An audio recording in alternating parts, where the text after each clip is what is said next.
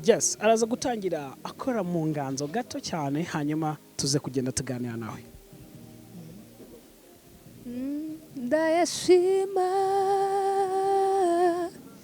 maraso ya Yesu, ndayashima maraso ya Yesu, ndayashima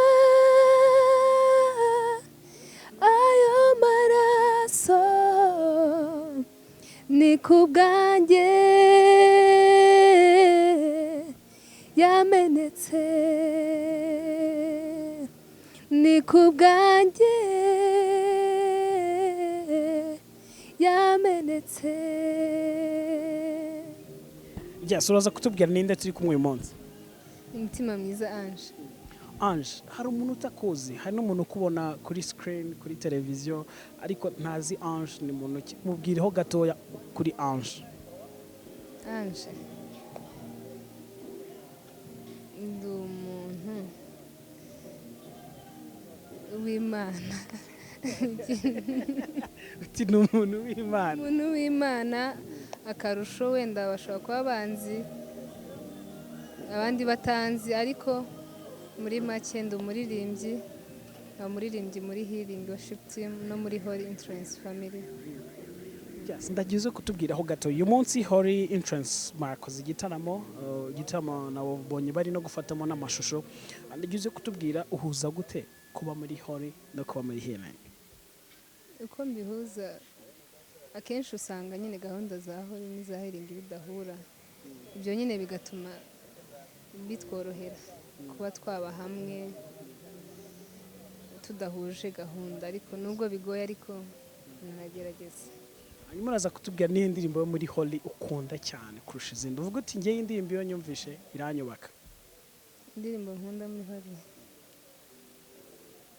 hari iyo twaririmbye ivuga ngo va mu byawe ukizwe utumbire Yesu agutegeye amaboko akubabarire.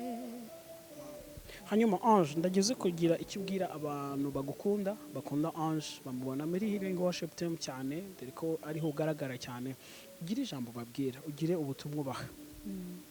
Icyo nababwira, gukorera Imana biroroshye mu yandi magambo, ariko urundi ruhande biragoye. Ariko icyo bidusaba kwigomwa bimwe kugira ngo tubashe kubikora. Ntiwakorera Imana ufite ibindi ku ruhande ukora bidahuye n'Imana, biba bisaba nyine ngo wigomwe. Niba hari ibyo ukora ubona bitagufasha kugira ngo waguke mu buryo bw'Imana, ibyo ngibyo byigiza hirya kugira ngo utumbire Imana. Hanyuma Ange, ni hehe mwaba mwaragiye kuririmba wenda muri healing wenda cyane, ariko tugaruka ko niho ugaragara cyane, ni hehe mwaba mwaragiye kuririmba ugakorwaho kurusha ahandi hose? Iyo ndirimbo mwaba mwaririmbye uwo munsi ni iyihe? Ese hari icyo byaba byarakoze mu buzima bwawe? Ahantu mwaba mwaragiye kuririmba mukaririmba nk'indirimbo runaka, wenda ukatubwira ati twarimbye wenda iyi ndirimbo hanyuma igira impact mu buzima bwawe. navuga ko nyinshi tuziririmbira hano, niho zibanza kudufatira nyine twumva turazinezerewe. Iyo tugeze n'ahandi birashoboka ko zadufasha, ariko cyane cyane n'aha mu rusengero rwacu muri Power of Prayer Church. Okay, tubwire nk'imwe, tubwire byagenze gute? Mbega indirimbo ifite amateka kuri Ange yo muri healing. Indirimbo ivuga ngo amini amini ni mwenye haki hakika atatimiza.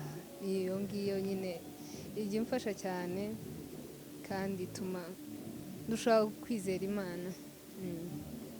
Hanyuma Ange, mbere ko tugana ku musozo, hari abakobwa benshi bakora ibintu wenda bitari mu murongo w'Imana, ubona uvuga uti ndamutse mbonye umwanya wo kubaganiriza hari ikintu nababwira.